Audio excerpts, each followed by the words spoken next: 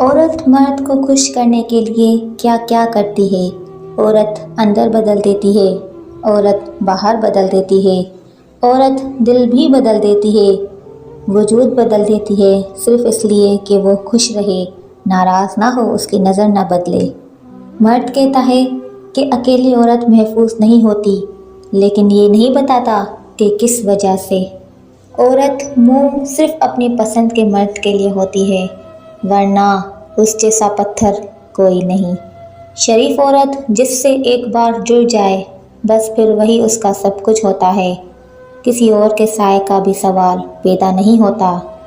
جان دے گی لیکن شرک کا خیال تک نہ لائے گی۔ جب عورت آپ کو نظر انداز کر رہی ہو تو اس کا مطلب ہے کہ اس کا دل دکھا ہے۔ اگر بیوی ہے تو غلام ہے، اگر بیٹی ہے تو بوجھ ہے، اگر بہن ہے تو شک کا شکار ہے۔ بس عورت اب ماں کے روپ میں ہی کچھ اہمیت کی حامل رہ گئی ہے۔